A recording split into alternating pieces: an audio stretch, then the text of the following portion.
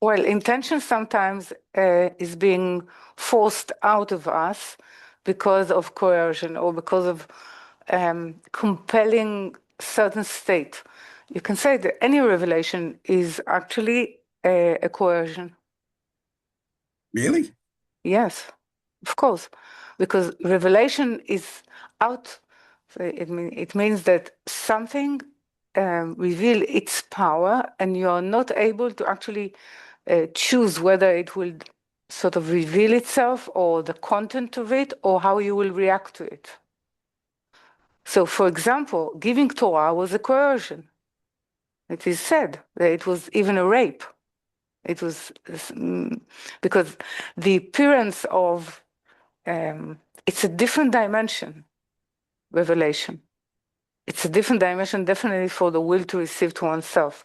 Then this is one revealing one portion. It's coercion, always, because it compels your will to receive to oneself to perceive that it is not the center of the world.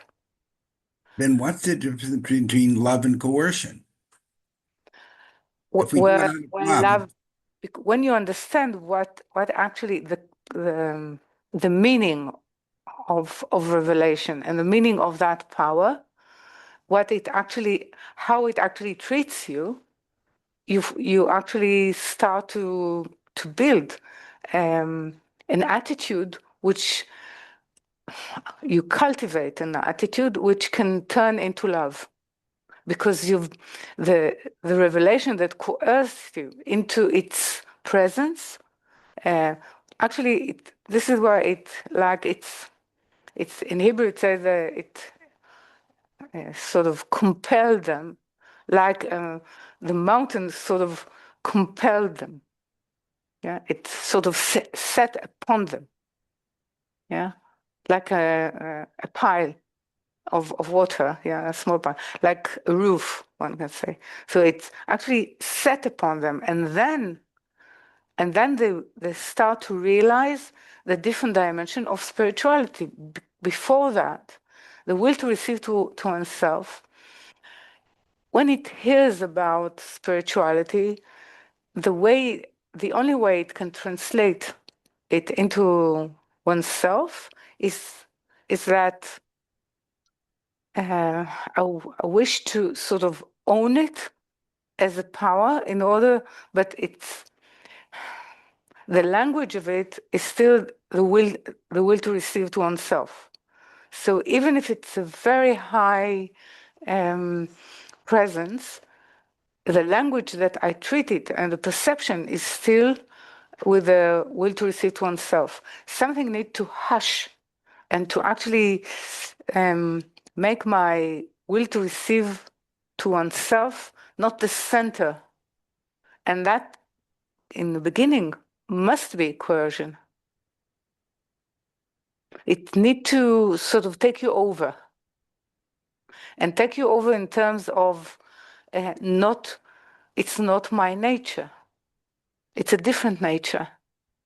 So now I can start to develop an intent, not before that, because it's not in me, it's not in my nature. So we are born into a world that uses the word and the perception of spirituality through the language of the will to receive to oneself. It's not a real spirituality. It's not a real nature of the high. So first, let's say, why it's suggested Israel in Egypt actually were coerced into become Israel, and to become real in terms of spirit presence, because there was a force that actually took them, not because they wanted to go out. They wanted better terms of slavery. We all want better terms of slavery. So it will not be so obvious. Second, that it will not be inconvenient or harmful or painful. So if it will not be painful, and it will not be harmful, and we will settle into it. We will not want to be free of it, ever. Unless we will be taken, sort of coerced or compelled to be taken out of it, then we can compare. Even if Before we you don't, cannot compare even if we don't find flavor in Torah and prayer. Well, you can use prayer and Torah through the language and perception of the will to receive to oneself. But It's he's saying, he's calling it here a state of still life. yeah, Meaning, in Hebrew it's called domem. I saw that you saw it, but it means even if, let's say, you were born into a certain culture or Jewish culture or whatever sort of tradition you were born into, and you try sort of to hold it within the your ongoing life or your existence. What he is trying to say that still life is what is the power of still life? It's not the stillness. It's a struggle to maintain the form, the current form. This is what usually I give an example because I have a rock here. So a rock is a still life. The power of the rock is to resist change. So actually still life is resisting change or resisting any revelation that will change my form. So I'll go through the motion, what we call. I will pray. I will even, meticulously sort of keep all mitzvot by hands but then I'm trying to actually not to change. So I need something that will coerce and a revelation that will actually cause me to change into something that can grow, something that will change its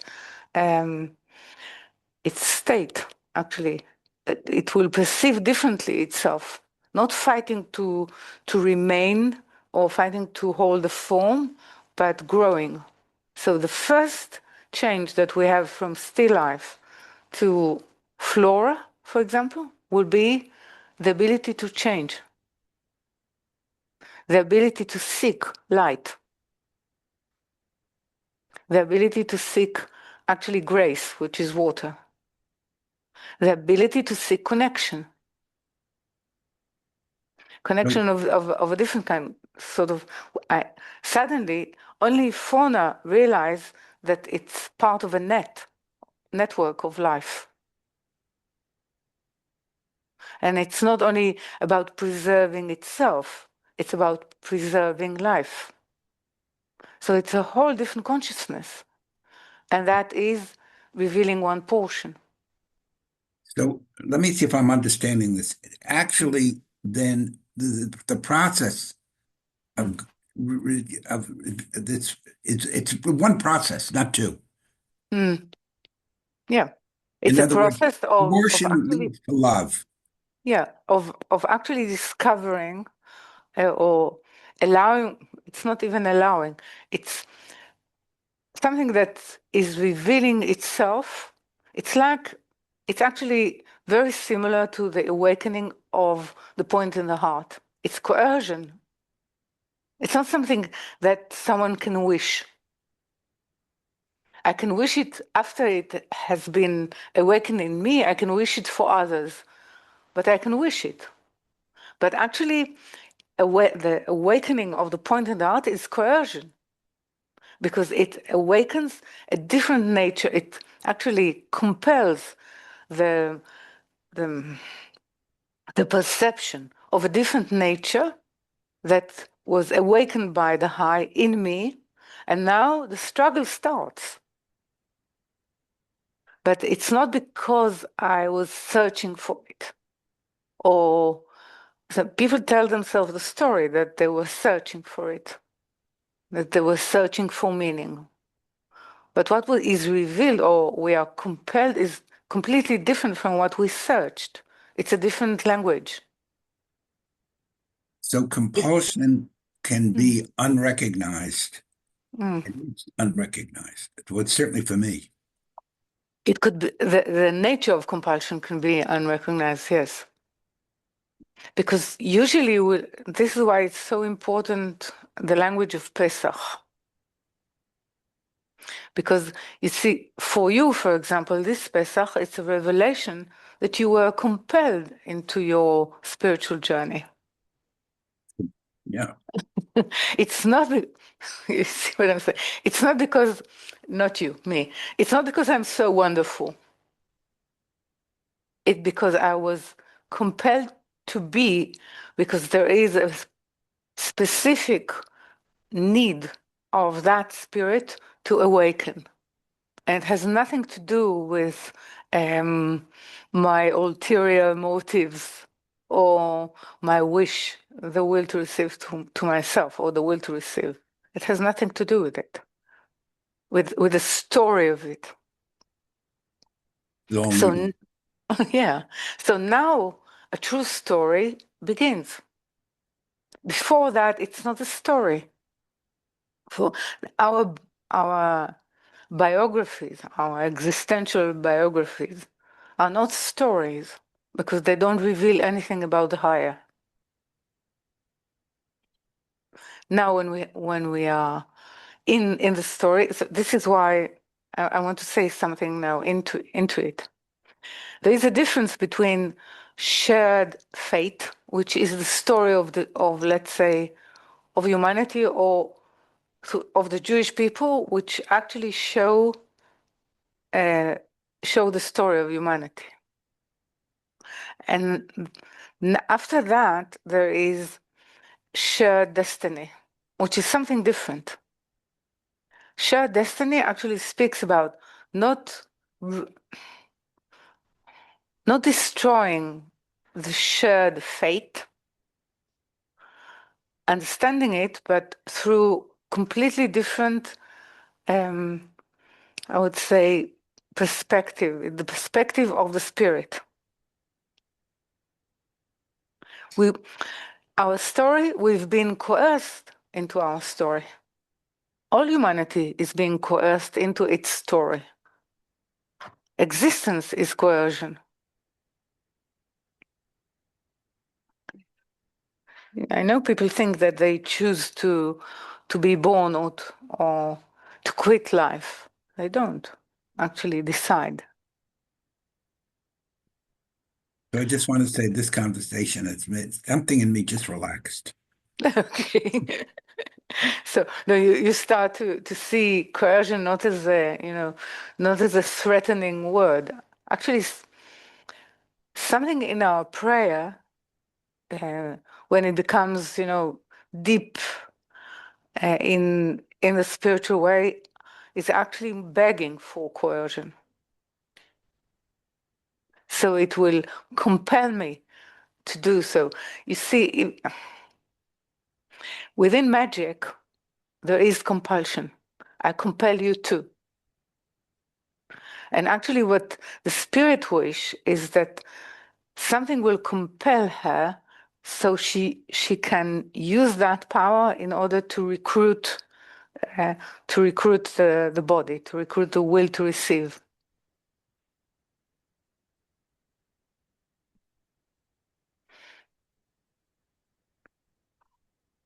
Hmm? Okay. Hmm.